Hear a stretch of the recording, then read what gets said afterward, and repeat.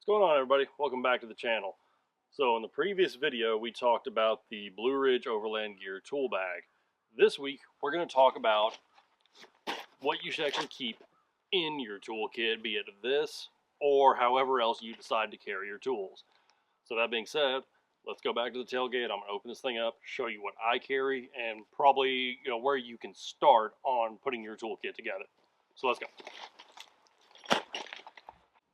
So as I said in my previous video, for better or worse, I tend to carry kind of the kitchen sink when it comes to tools. You do not need to start with this amount. So we're going to open this tool bag up. I'm going to show you kind of what I have, but also where you can start and what you kind of really need as a baseline of tools to carry when you go off-roading and overlanding. So let's check it out. So with this kit, here is really where I would ultimately start. I would get a 3/8 inch drive ratchet and a full set of sockets, and at the very least, one of these like 3-inch extensions, maybe even a longer one. Now, the reason I say a 3/8 is because 3/8 is strong enough that you can remove things like your starter, alternator, pretty much all the bolt-on stuff that will be on your vehicle, you can remove with a 3/8 and a hand ratchet. Now, there are a few 1/2 inch tools I would also recommend. Also, another thing I recommend getting in your 3/8 set is the T50 and T40 Torx ends for taking your tops and doors off instead of trying to use that dinky little ratchet that comes with the Jeeps. I really don't like those, but quick little tip. So I can't even find my little ratchet that came with my Jeep, but what I was going to show y'all is if you do use any kind of ratchet or anything like that, to take your top and doors off, especially your doors, get a piece of sticky Velcro with the fuzzy side, the loop side, and put it across the top right here. That way, if you go to take your doors off, you're not going to worry about bumping this up against your paint and damaging your paint. So quick little tip on that. Now in the case of 1/2 inches, you don't really need to get as large of a kit right off the rip. Now you will want to have whatever size lug you need to remove your wheels. Flat tires happen even on road, so you want to have that on you at all times, as well as maybe your bumper even, because if you happen to have something happen and you impact an obstacle hard enough and it bends your bumper, especially if you have a full width bumper, you're going to want a way to remove that will, to limp yourself home. It's kind of an extreme scenario, so not really necessary. At the very least though, a way to remove your wheels. Now on that, this isn't necessary. A breaker bar will do fine, but a good 1/2 inch impact, battery powered impact, will make life a lot easier if you do have to remove something. Also, the other thing to consider is if you have to remove, say, a wheel, change a tire, and the truck is at an odd angle, this will keep the torque force in line instead of having to crank and create a moment arm that could rock the truck. And if it's already off camber, you kind of want to avoid that. So this will keep all of the force on the truck in a center position where it won't move the truck. So something to consider with one of these. Just make sure you bring a big enough battery pack that you can charge it once, leave for a few days, and not have to worry about it. So as far as 1/2 inches go, that's really all you need until you want to start carrying more tools, or if you even have the room to carry more tools for that sort of thing. Next, let's talk wrenches, because if you're using ratchets, odds are you're going to need a wrench to hold the other side of nut and bolt.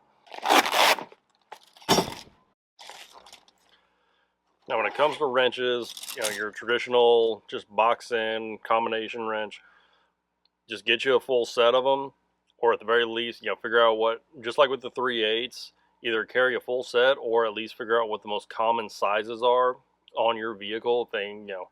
10 millimeter, 8 millimeter, 12 millimeter, 13 are some of the more common, 17s, things like that. And you'll want these, like I said, in conjunction with your 3/8 or maybe even your 1/2 inch.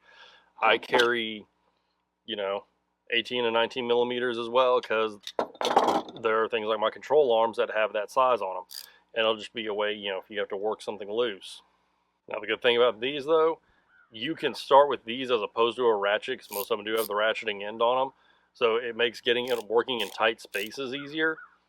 And they take up a lot less space than a full socket set. So at the very least, when you're starting out, go get you a full set of open-end wrenches. They've been serving mechanics well for decades, very, very long time. So this is always just a good place to start, if nowhere else.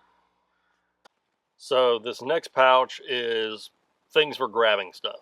So things like vice grips, channel locks, regular just slip joint pliers, pair of wire cutters, but this would really go more under like electrical probably. But also I got a pair of needle nose in here, including a pair of needle nose channel locks, or not channel locks, vice grips, as well as large and small crescent wrenches. Now, if I were to narrow this pouch down, I would say small crescent wrench and a pair of either large or small vice grips. Now, the reason being is you can use these, you can actually use these to hold things in place, even if you have to do it to get down the road. You can use these to clamp, say, a fender into place or your fender liner. You could even clamp like a brake line shut if you have a brake line gets severed and don't have a way to reconnect it. Use one of these, clamp it shut, clamp it down to the frame where you can at least get off the trail. Things like that. After that, I would probably lean more towards a pair of pliers over something like a large channel lock like these. And that's just because this will do more smaller tasks of what you're likely to run into out on the trail or just on a small trip. So that's what I keep in this one. Really, these I rarely use, but I still keep them because they don't take up a whole lot of room. They're probably the least used. This one is probably overkill. Like I said, a good pair of wire cutters in case you have to do any kind of electrical work while you're out on the trail. Wires can come loose, be damaged, get broken, whatever.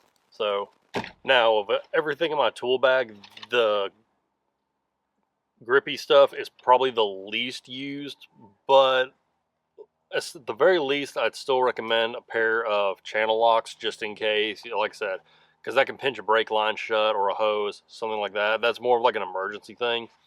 So at the very least, I'd recommend that, but like this is probably the least used of everything in here. A pair of vice grips and a pair of slip joint pliers, you should be golden. Now the next pouch is screwdrivers and fitting removal. So I have metric and standard Allen keys, and these are easy to carry a full set of because they all come in these little cases. This one usually fits together, but it just hasn't stayed together very well. But things like this, there's a lot of these kinds of fittings on pretty much any vehicle. I know my compressor mount is put up with Allen keys, even part of my bed rails. There's stuff inside the cab. So a full set of these is relatively small and easy to carry. Now I keep small, medium, and large screwdrivers of both slotted and Phillips head, and kind of overkill, but I keep a couple of old just beater screwdrivers in here that if I have to smack on something or try to pry something that I don't really want to use like my good screwdrivers on, I can use these, and if I break it, I really don't care. But I would say at the very least, like the medium size in both a slotted and Phillips head is something you should keep. And like I said, set of Allen keys. I could probably get away with just the metric ones And that's probably what I'll do, actually. I think I'm going to take the standard ones out because I don't think I've ever used them. But metric, I know, is on here. So there we go. Something to kick out already. I also keep, not the most robust one, but I do keep a small punch on here just for knocking out small screws or anything like that. It's just one of those things, if you got to get something out of a tight spot or even knock something in, one or two small punches isn't a bad thing to carry around. And I mean, they're small, lightweight, they don't take up much room. So a couple of those. Now this last pouch is one that I honestly really need to restock because it's also one that kind of like pilfer into the most. And that's because it contains the all-important zip tie. I use a bunch of these things whenever I'm decorating my Jeep for whatever holiday or event is coming up and things like that. But this one also keep my electrical tools in, so I've got an actual pair of wire cutters and crimpers and a small pair of wire strippers and crimpers as well. Again, electrical connections can come loose. Make sure you have spares of all that stuff. I actually need to put some more connectors in here because I recently had to replace the connectors for my compressor because those came loose. Case in point, fortunately it wasn't out on the trail. But also installed a set of Oracle lights. I'll be showing those in a later short. They don't really warrant a full-length video. Anyway, but also keep a utility knife in here. These are just one of those things, 1,001 uses. Instead of, tearing up one of my good knives, or if it's something that requires a little more precision work, cutting a sleeve off of something, like wiring sleeve or anything like that. Small tape measure, arguable usefulness, but I do find myself occasionally grabbing it. Even if it's not necessarily for the truck, if I'm out somewhere and need one, I've got it. Sharpie, you can, at least temporarily, like index mark, bolts or anything, so even comes loose on the way home if you do have to swap something out. And Sharpies are just generally handy to have around. Like I said, bunch of zip ties, varying sizes. Like I said, I need to put some of my big ones back in here. We just had a big Veterans Day rally or a parade, so I had to zip tie some stuff on there. Plus, Halloween was just here and that. Also, for anything I do have to swap out of place, bottle of blue Loctite. Don't want stuff coming loose on the way home. But other than that, that's everything I keep in the actual bag. Now, and as you've probably noticed, on the outside of the bag, I have carabined just a pair of mechanics leather, the impact gloves, so that if I'm working on something, need to protect my hands, I can do that. That's coming loose. And the impact leathers have always served me pretty well in that regard. So, that is everything that's actually in the tool bag. Like I said, you don't need to carry all that. Hopefully that gives you an idea of where to start, though. But I do have a couple other small miscellaneous things that are good to keep around. So a few other kind of miscellaneous things that'd be good to keep in the truck vehicle. A dead blow hammer. If you have to knock a bolt loose or just knock something off or out or take out a coyote with it, I don't know. But a good dead blow hammer, just throw it under the seat, you'll be good. Tarp. Go to Harbor Freight. They're cheap. Pick one up. They fold up small. They can go under your back seat or under your front seat. If you're somewhere where it's muddy and you just don't want to get on the ground, roll around in the mud or the dirt, whatever, throw this down, use it as kind of an improvised creeper, save you from getting all nasty and ruining your clothes. Now, my everyday carry flashlight is a magnetic base, so I have that more or less covered, but a magnetic kind of little work light. This one is, I don't even remember where I got this from, but it's just your basic, got a few different settings, but something like that where you can attach it somewhere and see what you're doing, especially under the hood. Also, I don't have it out here with me. Headlamp. It's one of the things about, this little O light. It can go right there on your hat brim, but they do have the actual headlamp version. Also, for a lot of small little tasks, not even strictly speaking repairs, but just a good thing to keep in the truck in general, that will solve a lot of situations. Good multi-tool. I've been using the Leatherman Wave Pluses for years. They've served me very well. They just came out with the Arc. That thing looks really cool. I'd love to get my hands on one. But a good Leatherman, get the big kit with it, and one of the little ratcheting extensions, they do really well in a lot of cases. So something else to have on there. Now the next question would be, where do you get your tools from? What brand? Controversial, maybe. I get the bulk of mine from Harbor Freight. Now, you can make an argument as the quality of, say, like the Pittsburgh line. Yeah, okay, that maybe squirrel away from that one a little bit. But the Quins are pretty good. Me personally, I've been using the Icon. And let me tell you, they have served me very well.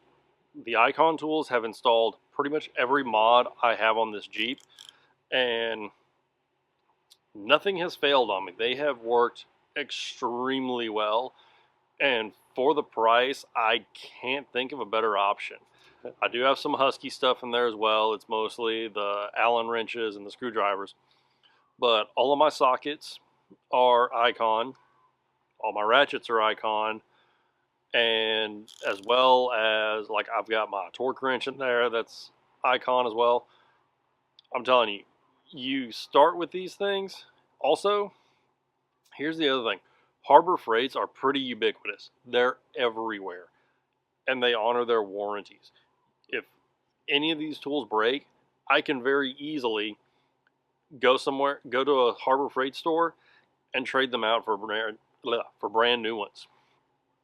Having worked at one of the big box stores, if you have one of their store brand or one of the other like name brand tools break on you, there's really no promise that if you take that to their customer service department, you're going to be able to exchange it in a case of, like, I need this tool like right now, without having to also just buy a brand new one.